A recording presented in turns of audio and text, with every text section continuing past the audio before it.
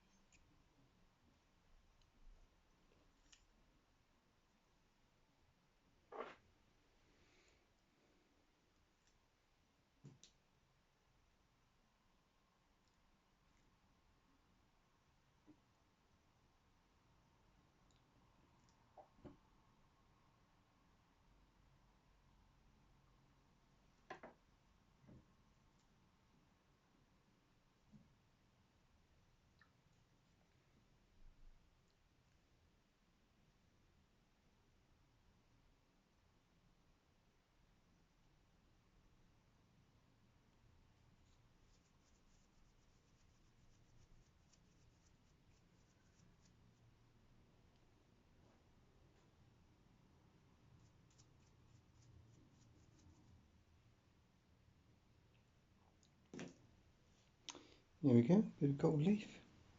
I just want to do around here. I'm not using the proper technique. I'm using this is transfer leaf, so it's on a piece of paper. It's a backing paper, and so what I'm doing, my particular technique that I've just developed just today, to cut off strips of that backing paper, roughly the right kind of size and shape, and just stick them over where I want to go.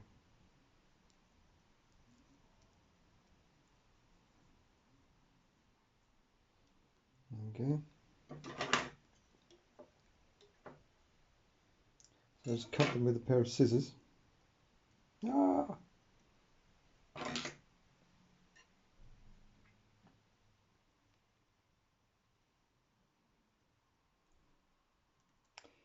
Extremely delicate stuff.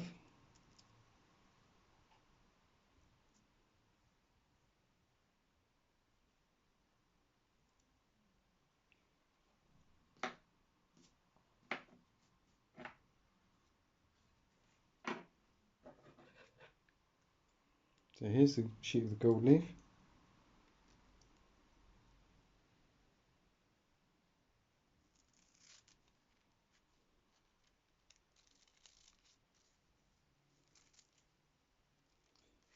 I was doing some experiments with loose leaf yesterday, copper leaf, not gold, and it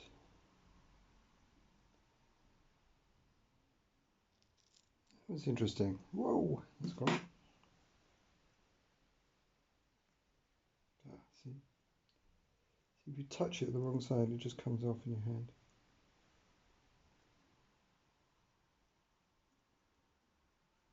Oops. Let's put that there.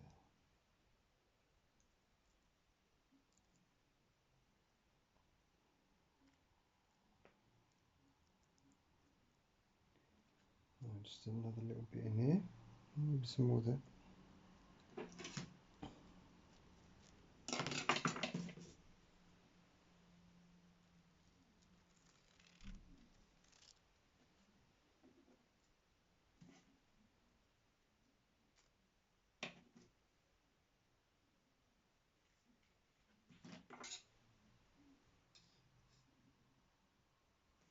So a little square bit here, and plonk that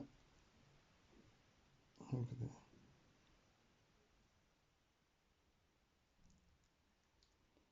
And where it sticks is where I've put something called gold size, and it's a kind of glue which has got an open time of a certain period, depending on the type you get.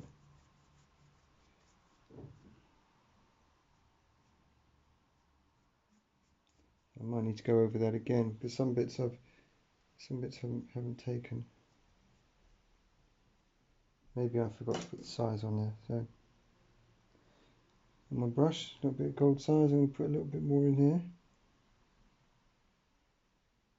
and a little bit around there.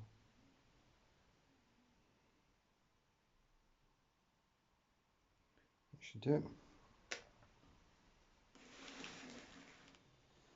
And as I carry on now, I'm working around down the bottom here.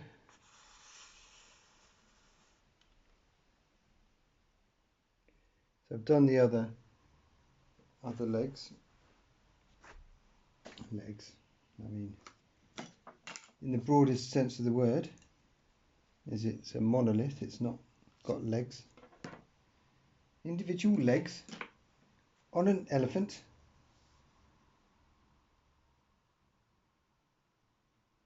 What kind of world did you grow up in?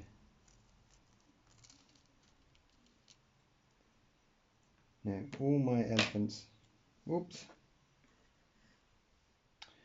are derived from, originally I found a block of aerated concrete. So aerated concrete is the stuff which is full of bubbles. It's a lightweight construction block which has got insulation properties. So it's useful for construction, adding a little bit of insulation in the wall. So anyway, I found this thrown away amongst some other rubbish, and I thought, oh, that little block looks a little bit like an elephant. So, what I did is I got a knife, because the material is fairly soft, and I just carved away with the knife all the bits that didn't look like an elephant, and revealed, so to speak, the elephant inside the block. Oh, that's good.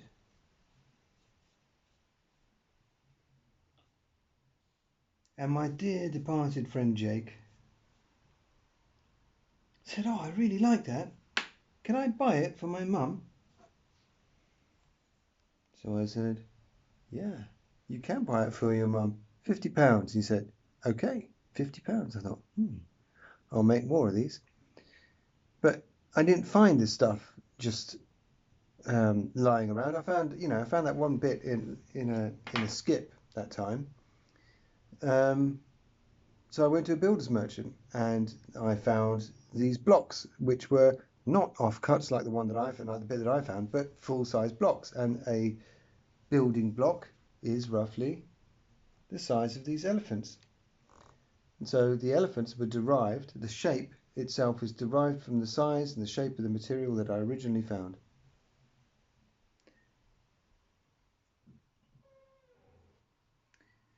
And it's developed over the years. These ones here are wider at the bottom because than the original carved ones, because there's a certain instability in having a tall, narrow thing that can easily fall over.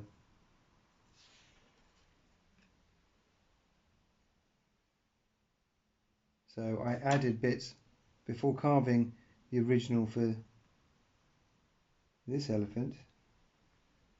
I added some bits on the side and then carved the elephant, making it wider at the bottom than it is up the sides.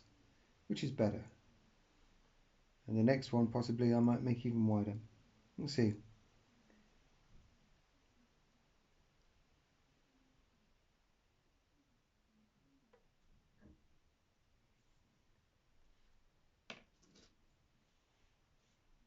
So now I've just got some tiny bits here.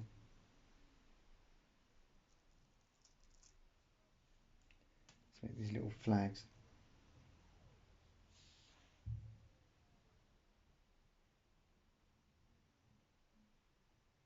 Bop.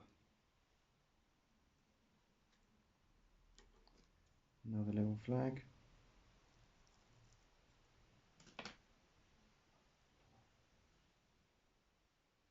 Bop.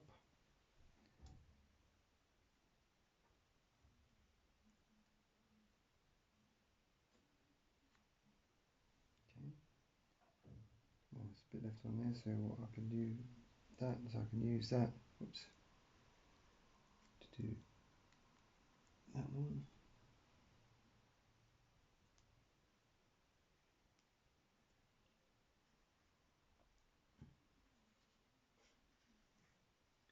Will I get out of this? No, not quite. One thing at a time.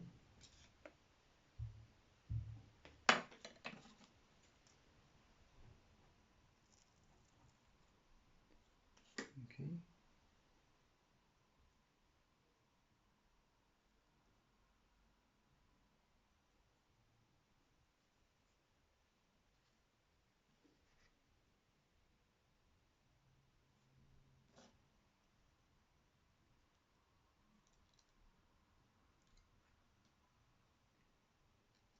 And just do this one here.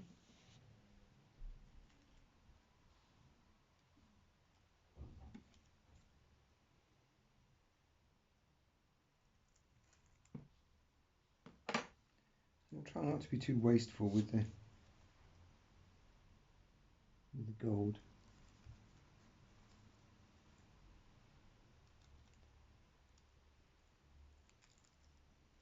I mean, yeah, gold is expensive, but you know, in terms of this doesn't cost that much. In terms of the added effect compared to gold paint, this is so much better than gold paint.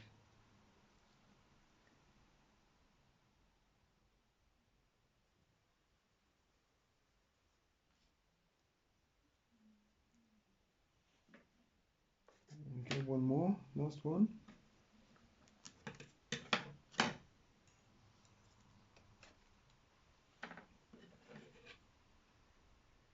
There we go.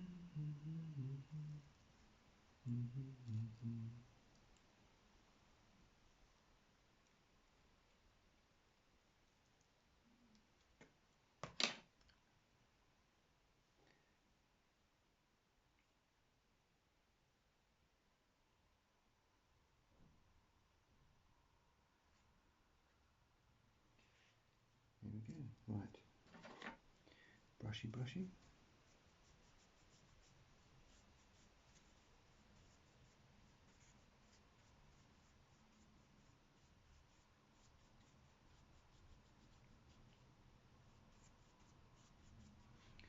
So then I can go around it. So, yes, let me go over those bits. So there were some bits here that I wasn't entirely happy with. Let me go back over. Little bits there that were missing. So I've got some little offcuts now which are perfect for that. So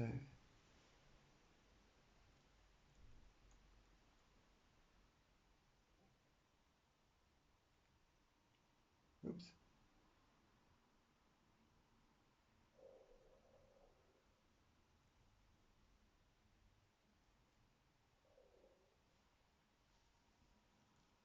So now there's lots of little bits flying about.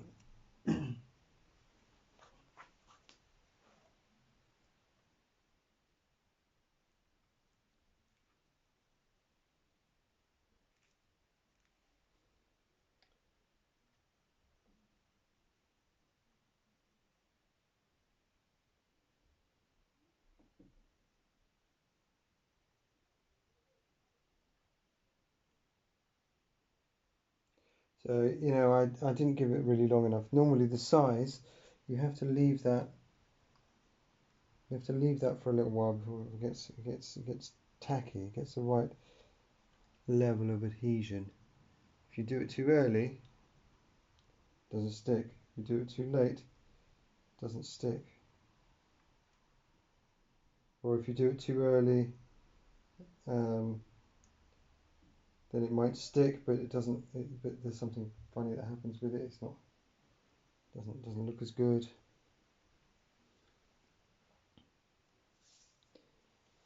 I think it looks much better with the gold. Now, the next thing I would need to do is to go around and redefine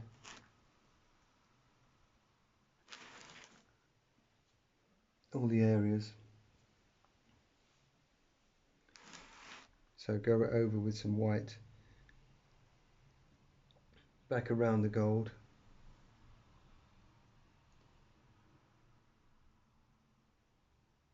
And make that clearer.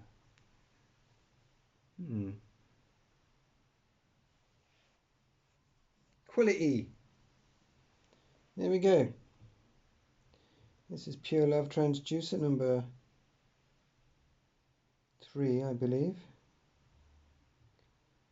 I'm always confused between Pure Love transducer number 2 and number 3 because they've kind of been going at the same time, and I'm not going to number them really until whichever one's finished first. This one might be finished first, or the other one might be finished first. Either way, whichever one is finished first will be 2, and whichever one is finished second will be 3.